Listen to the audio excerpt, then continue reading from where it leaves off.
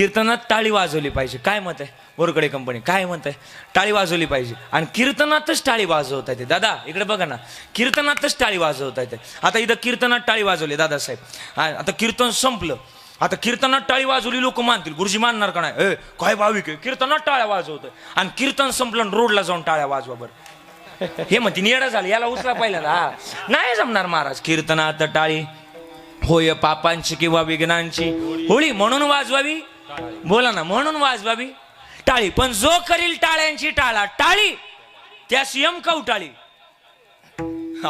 वडू तरी वाजवावी टाळी. पण सांगू का, कीर्तनात वाजवावी टाळी. Kirtan is a not kirtan, kirtan is a therapy. म्हणजे काय, कीर्तन हे मानसशास्त्रानुसार हे शरीराला नीट करतं आणि मनालाही नीट करतं. या दोनाला नीट करणारी ताकद आणि हे कीर्तनात आहे. म्हणून कीर्तनात तरी वाजवावी टाळी. इथं पुण्यात माझे चांगले मित्र आहे, डॉक्टर आहे. मी नेहमी त्यांच्याकडे जातो. कशा करता? माझं दुखतंय म्हणून नाही, दुखून नाही म्हणून जातो. हा, माणसानं कधी कधी दुखण्याचा उपचार दुखण्याच्या अगोदर करावा. काय मत आहे तुमचं? हा, म्हणजे दुखलं मग डॉक्टरकडे जाण्यापेक्षा अगोदर दुखून नाही म्हणून कधी कधी डॉक्टरकडे गेलं पाहिजे. तुमचं काय मत आहे? बोला ना. हा, माणसानं सगळ्यात मोठं धन आहे ना माणसाचं शरीर आहे गड्या. माणसाला शास्त्रानं सांगितलंय तुमच्याजवळ लाख पैसा असू द्या, पण तुमच्याजवळ शरीरच नसेल तर पैसा काय जाळायचा आहे का? महाराज म्हणले आरोग्यम धन संपदा. शास्त्राची पहिली परिभाषा आहे. आरोग्य पहिलं धन आहे की जे धन तुमच्याजवळ असेल तर जगातलं कोणतंही धन तुम्ही आनंदानं स्वीकारू शकता. फक्त तुमच्याजवळ हा हे नीट असलं पाहिजे. काय जवळ लय पैसा हो, पण नीट तो पैशाजवळ जाता पण याय ना, काय त्या पैशाचा उपयोग आहे का? मग महाराज म्हणले ऐका बरं का. मग ते पुण्यातले डॉक्टर आहेत, गुरुजी मी त्यांच्याकडे नेहमी जातो. आणि त्या दिवशी त्यांना एक प्रश्न विचारला, डॉक्टर साहेब लोकांना रोज म्हणतो टाळ्या वाजवा, एखाद्या दिवशी एखादं कीर्तनात उभं राहीन विचारेन मला की नेमकं टाळ्या का वाजवायच्या. राम महाराज मी त्यांना विचारलं का टाळी वाजवायची. त्याने डॉक्टरनी कॅबिनचा दरवाजा लॉक केला, सुनू दादा बरं का, आणि दरवाजा लॉक केलं आणि माझ्याजवळ आले, मला म्हणले टाळ्या वाजवा. दादा मी टाळी वाजवली, 3 मिनिटं टाळ्या वाजवून घेतल्या माझ्याकडून, मी वाजवली, न लाज बाळगता टाळ्या वाजवल्या. आणि एवढ्या भागाला विचारलं काय झालं, म्हणलं डॉक्टर साहेब वेदना झाल्या हो. नाही महाराज, तर आपल्या ग्रामीण भाषेत सांगा. मी ग्रामीण भाषेत सांगितलं टाळी वाजवल्यानंतर हाताला मुंग्या आल्या. मुंग्या बघा, मुंग्या येतात. टाळ्या वाजवल्या हाताला काय येतात? बोला ना, जरा मोठ्यानं बोला ना. काय येतात हाताला? मुंग्या येतात. म्हणजे हा भ्रम काढून टाकायचा की मुंग्या फक्त 90 रुपयांनीच येतात. हा भ्रम काढून टाकायचा. टाळी वाजवल्याला सुद्धा हाताला मुंग्या येतात. आणि मग माझ्या हाताला मुंग्या आल्या. का मुंग्या आल्या डॉक्टर साहेब? मी विचारलं त्यांना, राहुलं नाही मला, मी विचारलं. देवदासजी मी त्यांना विचारलं का मुंग्या आल्या. सदानंदजी विचारलं मी त्यांना काय मुंग्या आल्या डॉक्टर साहेब. ते म्हणले महाराज या हातांमध्ये हजारो नाड्या आहेत. नाड्या आपण त्यांना शिरा म्हणतो, नसा म्हणतो. मराठीत त्याला रक्तवाहिन्या असं म्हणतात, इंग्रजीत त्याला पल्स असं बोलतो. या पल्सकडे देवाने ताकद दिली आहे पांडुरंगानं. काय ताकद दिली माहिती? जो कोणी विठ्ठल नामात टाळी वाजवल त्याच्या संपूर्ण शरीरातलं रक्त शुद्ध करण्याचं काम या हातातल्या टाळ्या, हातातल्या नाड्यांक दिलंय. सांगतो ना आता वाजवणार आहे तुम्ही, मला माहिती. हा, हातातल्या नाड्यांक दिलंय. आणि ज्या वेळेस आपण विठ्ठल नामात टाळी वाजवतो त्यावेळेस आपल्या शरीरातल्या रक्ताच्या गाठी निवारण्याचं काम या हातातल्या नाड्या करतात, ही टाळी करते. आणि ज्या वेळेस टाळी वाजवतो त्यावेळेस आपलं रक्त शुद्ध होतं. आणि रक्त शुद्ध झालेल्या माणसाला कधीच हृदयविकाराचा झटका येत नाही. म्हणून विठ्ठल नामात टाळी वाजवली पाहिजे, हा फायदा आहे.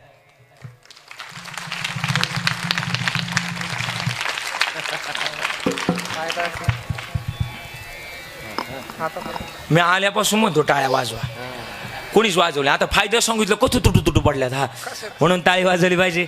अजून काय करावं? वाटते चालावे पंढरीची, वाटते चालावे पंढरीची, चालावे पंढरीची, टाळी वाजवावी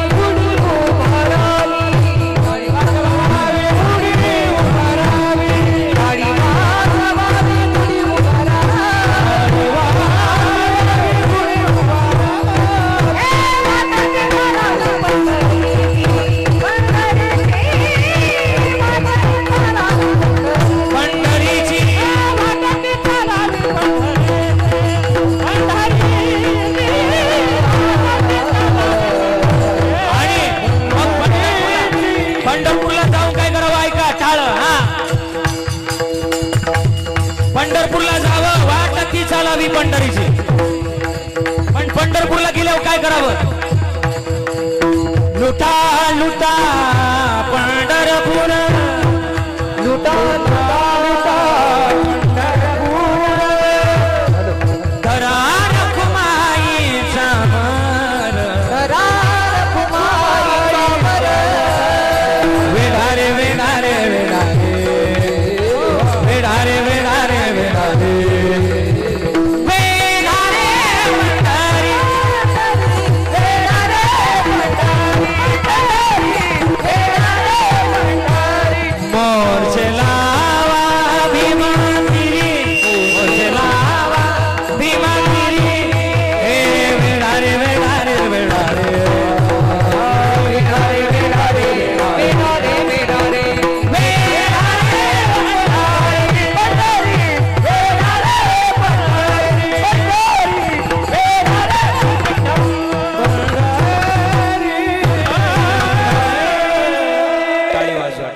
मग काय करावं? लुटा लुटा पंढरपूर, धरा रखुमाईचा वर, हे वेढारे वेढारे वेढारे वेढारे वेढारे वेढारे वेढारे वेढारे वेढारे. मग ते पंढरपूरचं माध्यम आम्ही जोपासावं, आणि ज्यानं जोपासलं त्याला लांब जाण्याची गरज नाही. मग लांब जाण्याची का गरज नाही? आम्हाला तुकोबर आमच्या जवळ आले, देव घ्या कोणी, देव घ्या कोणी, आयता आला घर पुसून, दारात येऊन देऊन सांगितला काय तुमच्या देवाजवळ. अरे जगातल्या मालकानं आम्हाला तयार केले, आम्ही त्याचेच अंश ना. ममय वंशो जीव लोके, जीवभूत नातं. या जगाला चालवणारा, घडवणारा, बोलवणारा, ऐकवणारा तोच आहे. आणि माझं तर मत आहे, लोकांजवळ काय अतिपरिचय करावा, आपला अतिपरिचय देवाजवळ असावा. बाहेर गावात आपल्याला सॅल्यूट घालतील, राम राम म्हणतील, गावात कधीच नाही. बाहेर गावात आपल्याला साहेब म्हणतील, साहेब साहेब, गावात नाही म्हणणार. बाहेर गावात तुम्हाला सॅल्यूट घालतील, गावात नाही म्हणणार कधीच. मी माझं उदाहरण सांगतो, बाहेर गावात तुम्हाला रामदास शेठ बोलतील, गावात नाही म्हणणार. रामदास रामदास सुद्धा नाही नीट म्हणणार, नाही म्हणणार. माझं उदाहरण सांगतो, माझी एक चौथीची मैत्रीण होती. हसायची काय, मला माहिती तुम्ही हसणार आहे. हा, हसायची काही गंमत नाही. मैत्रीण म्हणजे आम्ही एका बेंचवर बसायला होतो. आणि आम्ही एका बेंचवर बसायला होतो. बेंचवर का बसायला? आमच्या काळात शिक्षण तसंच होतं गुरुजी. पोरानं लय बडबड केली का पोराच्या घरी कोण बसायची? पोरगी बसायची. आणि माझं तसंच होतं ना. तुम्ही होते की माझ्या क्लासमध्ये? हा. आणि मग आपल्या शेजारी पोरगी बसायला, आणि मग पोरगी बसवली का पोरग आपोआप गप बसतंय. आणि मग झालं आमचं तसंच झालं. चौथीपर्यंत रोज मार खायचो. तिचं माझं भांडणं व्हायची. मला घरच्यांना 40 रुपयाची कियामल कंपनीची कंपास, आठवते का? तिच्या उंटाचं चित्र होतं, उंटाचं. ती कंपास घेऊन दिली ती. आणि त्या कंपासची 2 टोकाचं कर्कटक होतं. त्या कर्कटकनं अर्धा बेंच मी आखला होता. या रेषेच्या इकडे आली ते बघा. हा, रोज माऱ्या व्हायच्या आमच्या, रोज भांडणं व्हायची. ती वर्गाची मॉनिटर होती. रोज यादीला पहिलं नाव माझंच असायचं. कशाला? भात खायला नाही, मार खायला. पहिलं नाव माझंच असायचं. मार खाऊन खाऊन वैतागलो. मला खरं डॉक्टर व्हायचं होतं, पण तिच्यामुळं मला महाराज व्हावं लागलं. तुम्ही म्हणताल कसं काय? तिच्यामुळं मला गाव सोडावं लागलं ना. आळंदीला गेलो ना. आळंदीलाच माझं ग्रॅज्युएशन कम्प्लीट झालं. पण आळंदीहून गावाला वस्तू इकडे तिचं लग्न झालं. हो, लग्न झालं. आणि लग्न झालं त्या दिवशी तिला जिथं दिलंय का तिथंच माझं कीर्तन होतं. तिला कळालं हा तर तोच आहे. लहानपणी अख्खं गाव मला बावड्या म्हणायचं. आता महाराज म्हणते. आणि तिला वाटायचं हा तर तोच दिसतोय, पण तिला कन्फर्म व्हायना. शेवटी कीर्तन संपल्यानंतर आपल्याकडे आभार मानतात ना. तुमच्याकडे आभार मानतात का? कीर्तन करायचे आभार मानतात. तिकडं आभार मानले. आणि तिकडं कोकणात खाली गेले आभार कशी मानतात माहिती का? आता तुम्ही कोकणात कीर्तनाला जाताय, माहिती तुम्हाला कशी आजची कीर्तनकार इको नव्हता त्या साध्या म्हशनी एवढ्या मागायच्या असते हो त्यांच्याकडे. आजची कीर्तनकार माझं नाव घेतलं. यांनी जामबारी कीर्तन केलाय. आणि जामबारी कीर्तन केल्याबद्दल महाराजांना भावपूर्ण मला आणि आभार मानले. आणि ती सगळ्यात मागे बसली. एवढ्या माणसात तिला कळाला हा आपला लहानपणीचा भावड्या नाही, मित्र आहे, मित्र म्हणा, मित्र. हा, एवढ्या माणसात तिला कळाला हा आपला लहानपणीचा मित्र आहे. सगळ्यात माग बसली होती. एवढ्या माणसातून ती माझ्या जवळ पळत आली. पाय नाही पडली माझ्या, सगळ्यांना बावलं केलं अण्णा, आणि माझ्या जवळ आली. पाय नाही पडली, सगळ्यांना बावलं केलं. मला म्हणती, भावड्या तू कधी कीर्तनकार झाला? जेवढी माणसं माझ्या जवळ होती तेवढी निघून गेली. पाहता काय माझ्याकडं. त्या दिवसापासून ठरवलं अति परिचय करायचा नाही. अति परिचयात आवाज नाही, आपल्या वक्ते बाबांचं वाक्य आहे. आणि मग अति परिचय जरूर असावा, पण कुठं असावं माहितीये? आपला अति परिचय भगवंताच्या ठिकाणी, आई वडिलाच्या ठिकाणी आणि साधू संतांच्या ठिकाणी. हा जन्माचं कल्याण करून देणारा अति परिचय हा असावा. याला प्रमाण महाराज म्हणले, हे तो एक संता ठाई ठाई, हे तो एक संता ठाई ठाई, हे तो एक संता ठाई ठाई, हे तो एक संता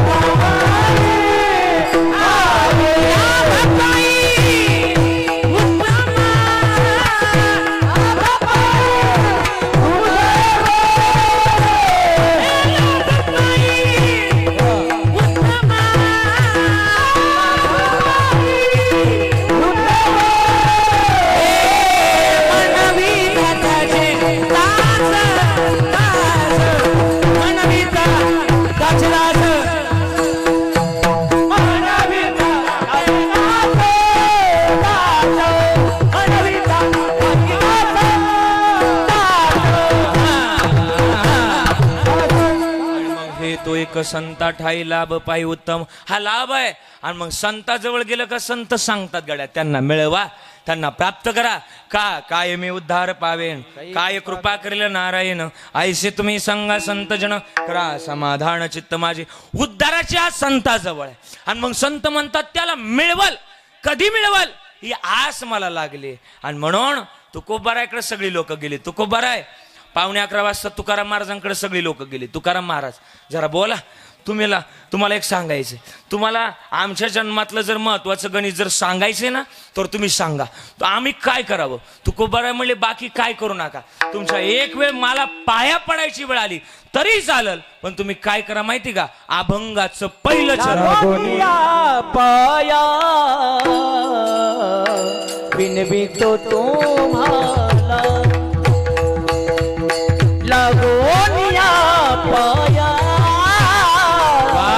विनवितो तुम्हाला, हो लागोनिया पाया विनवितो तुम्हाला, लागोनिया पाया विनवितो तुम्हाला.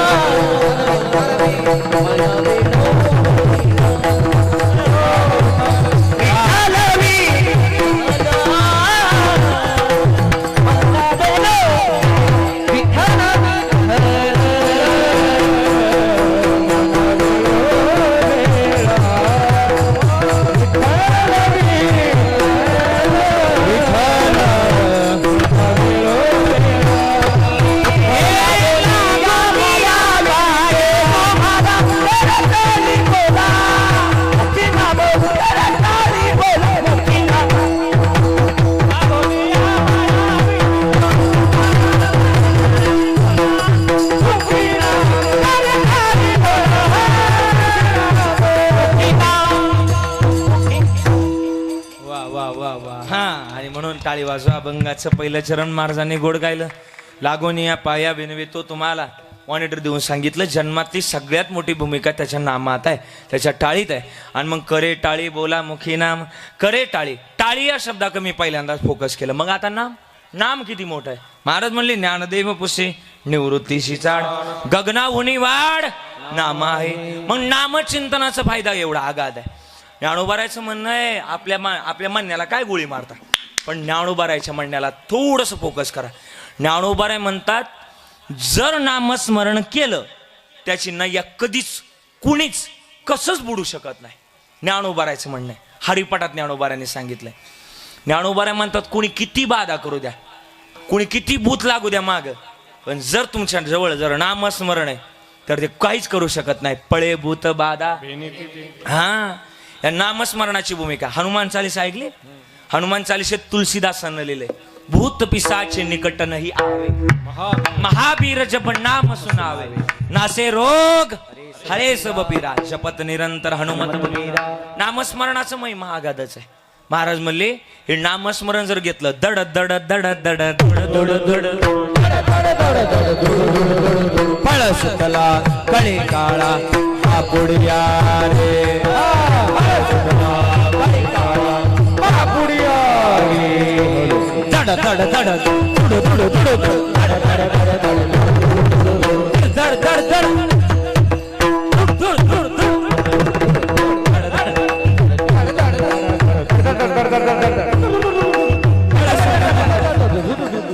फळ सुटला कळी काळा बापुडिया रे, शिवनाम शिकला मुखी देगा बापुडिया रे, शिवनाम शिकला मुखी देगा बापुडिया रे, शिवनाम शिकला मुखी देगा बापुडिया रे, शिवनाम शिकला मुखी देगा बापुडिया रे, बापुडिया रे, बापुडिया रे.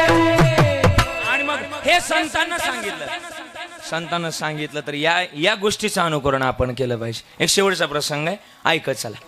मग काय नामस्मरणाची भूमिका. नामस्मरण हे शुद्धतेचं असावं. आणि संतांनी आपल्याला ओरडून सांगितलं ना बाबा घ्या घ्या घ्या घ्या रे होऊ नका रान बरी. मग संतांनी आपल्याला जागा करण्याचा प्रयत्न केलाय. पाया पडले तुकोबार आहे, पण आपला एवढा अधिकार नाही की तुकोबाराने आपल्या पाया पडावं. आणि मग पाया पडतात ना तुकोबार आहे, का पाया पडतात. संत जाग करण्याकरता येतात, जाग करण्याकरता. एका गावात आहे ना असंच आपलं काय गाव ढासाळा गावासारखं गाव. आणि गावामध्ये साधू बाबा आले बरं का. साधू बाबा आले आणि साधू बाबा आल्यानंतर अख्खं गाव त्यांच्या पाया पडायला गेलं. तुम्ही एवढा प्रसंग आहे का अख्खं कीर्तन समजल तुम्हाला. साधू बाबा पाया पडायला आलो आणि साधू बाबा अख्खं गाव पाया पडायला आल्यानंतर साधू बाबांचे एक नवीन लग्न झालेलं एक पोरग पाया पडण्याकरता आलं. देवदासजी पाया पडण्याकरता आले. गुरुजी ते पाया पडण्याकरता आलं, ते पोरग उठलंच नाही. असं ते साधू बाबांजवळ बसून राहिलं. साधू अख्खं गाव पाया पडलं. आमचं ढासळा गाव कोणाच्या पाया नाही पडत, पण तुमच्या पाया पडलं याचा अर्थ तुमच्यात काहीतरी खुबी आहे, तुमच्यात काहीतरी चमत्कार आहे. साधुबा म्हणले लोक त्यालाच नमस्कार घालतात ज्याच्याजवळ बोला बोला चमत्कार आहे. चमत्कार असल्याशिवाय लोक नमस्कार घालत नाही. बरं मग तुम्हाला चमत्कार येतात एखादा शिकवा ना मला. साधू म्हणले नाही शिकवणार मी, प्रापंचिक माणसाला नाही शिकवत. मग म्हणले पोरग म्हटलं जिद्दीला पेटलं. पोरग म्हटलं शिकवावं लागेल. पोरग बसून राहिलं साधूबाजवळ. सकाळी 7ला बसलं, संध्याकाळी 7 वाजले बसून राहिलं पोरग. 8 वाजले संध्याकाळचे. पोरग म्हटलं साधूबा मला शिकवा ना. ठीक आहे साधू म्हणले उद्या सकाळी 7 वाजता माझ्याकडे. पोरग रोज 7 वाजता यायला लागलं आणि रोज साधूबाबांना पहिला योग जो अष्टांग योगापैकी पहिला योग आहे ध्यान योग, जप योग, तप योग तो शिकवला. 8 दिवसात पोराचा ध्यान योग शिकवून जप कसं करायचं शिकून झालं. 9व्या दिवशी पोरग साधूबाबा जवळ आलं. साधूबा माझा पहिला योग शिकून झालाय, पण मला आता अजून एक गोष्टीचं शिकायचंय, पण त्याच्या अगोदर एक माझा प्रश्न आहे. साधूबा राग नका येऊ देऊ, पण माझा प्रश्न जरा अवघड आहे. काय अवघड आहे म्हणले साधूबा. पोरग म्हटलं साधूबा तुम्ही लग्न का नाही केलं. कोणाला म्हणलं पोरग. साधूला म्हटलं. साधू म्हणले नाही केलं. साधूबा लग्न करायला पाहिजे होतं. आयशा लाभा जो चुकला चुका म्हणे वाया गेला. साधू म्हणले उलट कटाळ होती गाव चिमटा. नाही गेलं लग्न निमडा गॉर्जस नाही गेलं लग्न. आणि मग नाही गेलं लग्न. आणि बघ नाही गेलं. ते साधूबाबांचे शब्द होते परभणीच्या. आणि मग साधूबाबा आपल्या तिकडचे साधूबाबांचे. आणि मग साधू म्हणले नाही गेलं लग्न. नाही केलं लग्न. पोरग म्हणलं साधू लग्न करायला पाहिजे होतं. माझ्या घरचे मला लय जीव लावतात. थोडं मॉनिटर देऊन सांगितलं, माझ्या घरचे मला लय जीव लावतात असं. हा, आणि मग ठीक आहे म्हणले. साधू म्हणले मी तुला 8 दिवस काय शिकवलंय? पोरग म्हणलं ध्यान कसं करायचं शिकवलंय, तप कसं करायचं, जप कसं करायचं शिकवलंय. मग आता एक काम करणार, घरी जा. गुरुजी त्याला घरी पाठवलं आणि घरी जा म्हणले ध्यान लाव, आज रात्री जेव झोप, सकाळी उठ. कितला उठतो म्हणले रोजला? रोज म्हणले मी 6:30ला उठतो, उद्या 6लाच उठायचं. अलाराम लावायचा. त्या अलारामची सुद्धा विशेष गंमत आहे दर का देवीदाची. अलारामची काय गंमत आहे सदानंदजी? अलाराम तो उठतो राम. नाही कळालं? भाषा जरा 5G ज्याला कळल त्याला कळल. अलाराम तर यशातला उठतो राम. आलाच नाही राम, गेला हा राम, सर्वा गटी राम. असं फिट बसलं पाहिजे. कीर्तनकर असं पाहिजे, उखळा टाकला का मुसळातून बाहेर निघला पाहिजे, पण निघला पाहिजे. आणि मग अलाराम लावला. अलाराम लावला म्हणले किती वाजता उठतो? 6 वाजता. 6:30 वाजता 6चा अलाराम लाव. पोरग म्हणलं जातो घरी. पण म्हणले अलाराम लावून काय करायचं? ध्यान लावायचं. हा, ध्यान लावायचं. मला पाहिजे कोण किती तुझं आहे. आणि मग पोरग म्हणलं मी जर ध्यान लावलं, ध्यानात गेलेला मनुष्य 5 तास बाहेर येत नाही. मी जर ध्यानात गेलो तर मी 5 तास बाहेर येणार नाही. त्या 5 तासात घरात काय होईल हे तुम्हालाही सांगता येणार नाही आणि मलाही सांगता येणार नाही. घरची लोक माझी अंतयात्रा काढतील. कारण की का, शुद्धीवर राहत नाही ध्यानात गेलेला माणूस. साधू म्हणले तेच तर आपल्याला पाहिजे. तू जाय घरी. पोराला पाठवलं. 11ला 8 मिनिटं कमी असताना पोराला घरी पाठवलं. नाही कळालं, जाऊ द्या. वर्ग गेलं घरी आणि घरी गेलं, ध्यान लावलं, अलाराम लावला, ध्यान लावलं. 6:30 आपलं 6ला उठलं, ध्यान लावलं. 6:30 वाजले, 7 वाजले. पोरग काय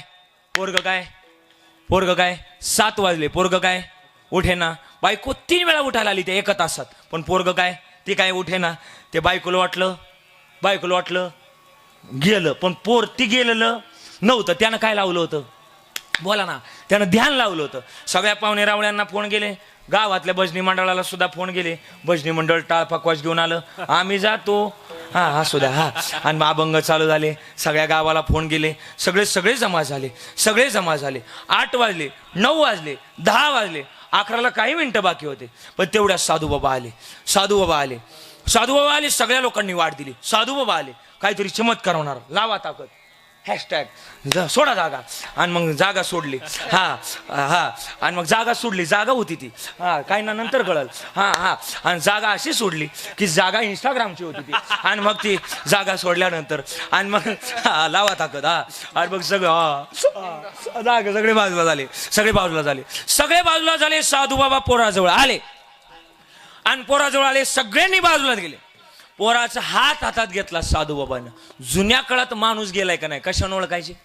हाताच्या नाडीवरून ओळखायचे. साधू बाबा पोराजवळ आले, हात हातात घेतला, नाडी जोरात दाबली. कानाजवळ गेले, म्हणले उठू नको. कानात जाऊन सांगितलं, पोराला जाग केलं. म्हणले उठू नको, पिक्चर आभी तू झोपून राह. आता फक्त काय होती तेवढं ऐकत राह. पोराला जाग केलं आणि आता म्हणले ऐकत राह. पोराला जाग केलं, डोळे बंद ठेवले. ऐका रे, हे पोरगा जिवंत होईल, पण एक आठ आहे. म्हणले काय आठ आहे? साधू म्हणले माझ्या काही आठ आहे. म्हणले माझ्या खिशात एक पुडी आहे आणि पुडीत एक औषध आहे. जो ते औषध घेईल तो मरल आणि पोरग बोला ना जिवंत होईल. जेवढे पाहुणे रावळे शेजारी बसले होते का तेवढे बाहेर पळायला लागले. म्हणले बाहेर कोण कोण आले? पाहुणे होतो. बाहेर पळायला लागले. राहिले घरातले. घरातल्या आजीला रडत होती. आजी रडत होती. यामाचे काय डोळे गेले का काय? त्याला न्यायला अगोदर मला न्यायचं. त्याची काही चिठ्ठी हरवली का काय? त्याला न्यायच्या अगोदर मला न्यायचं. आजी रडायची. बायको सुद्धा रडत होती. साधू बाबा म्हणले हो तू झोपून राह. साधू उठले, आजीपाशी आले. आजी रडू नको, ही पुडी तू घे, औषध तू घे आणि तू मरशील आणि तुझा नातू जिवंत होईल. आजीनं डोळं पुसलं.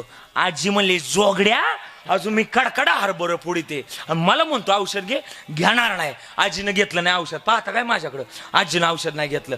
आणि मग बायकोकडे गेले. बायकोला म्हणले तुम्ही औषध घ्या. बायकोला औषध घ्या म्हटल्यानंतर बायको म्हणली दुसरा करील. पण औषध घेणार नाही.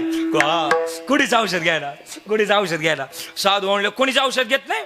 भजनी मंडळात गेले. आहे का कोणी तयार? इच्छुक आहे का? भजनी मंडळ म्हणलं आम्ही गेलो. आमच्या गावात कोणी भजन करायला हाय वय नाही. कोणीच डासळ्यातलं कोणी तयार व्हायना. मग कोणी तयार व्हायना. साधू म्हणले कोणीच तयार नाही होत. मी औषध घेणार.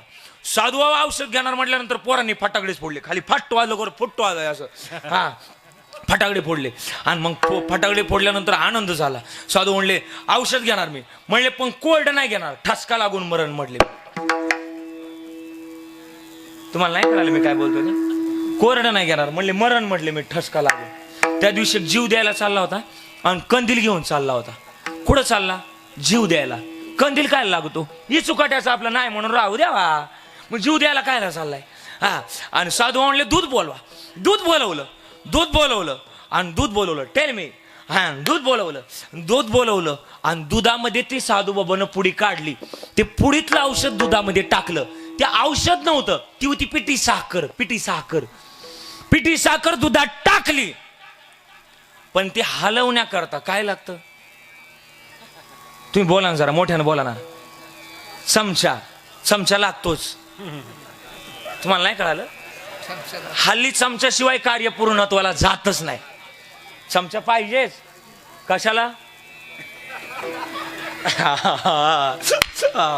दूध हलवलं, ढवळलं आणि साधू बाबानं दूध पिले. लोकांचं लक्ष पोरग कधी उठतं याच्याकडे नव्हतं. आम्हालाच मारा तुम्ही. हा, आणि साधू काय माराना. पोरं म्हणले काहीतरी गोळ झाला. म्हणले मग काय झालं? साधू म्हणले का पोरं म्हणली साधूला का उठे ना. मग साधू म्हणले त्याला हाक मारले, ए दादा उठ. तो उठला आणि उठून बसला आणि ढासढासा रडायला लागला. ज्यांच्या जीवावर आयुष्य जगायचं होतं ते तर माझं शेवटी कोणीच निघलं नाही, आणि मग मी आयुष्य जगतोय कोणाच्या हिशोबावर. मग ते पोरग साधूबाबा बरोबर निघालं. साधू बाबा आता उर्वरित आयुष्य आता तुमच्या बरोबर घालवायचं. तेवढ्यात आजी आडवी आली. आजी म्हणली मला सोडून जाणार? अजय थोड्या वेळापूर्वी म्हणत होती कडकडा हरभरं फोडीते, तुला हरभऱ्याचं पोत आणाया चाललोय. जगातली एकच महत्वाची गोष्ट आहे. महाराज म्हणले जर कोण असेल तर तो देव आहे. जगातले संत आहेत आणि तेच आपले शेवटच्या क्षणाला सांभाळ करू शकतात. कारण की का तुका म्हणे भार घातलिया वरी आणि होईल कैवारी नारायण. सकळ जीवाचा करीतो संभाळ, किंवा मागे पुढे उभा राहे संभाळित. म्हणून तुमच्या पाया पडतोय. लागून या पाया विनवितो तुम्हाला. करे टाळी बोला मुखी नाम विठ्ठल विठ्ठल म्हणा वेळोवेळा. असं कसं वळा स्वर्गी नाही. आणि मग हे म्हणावं, पण हे नामस्मरण कोणतं? विठोबा रखुमाई.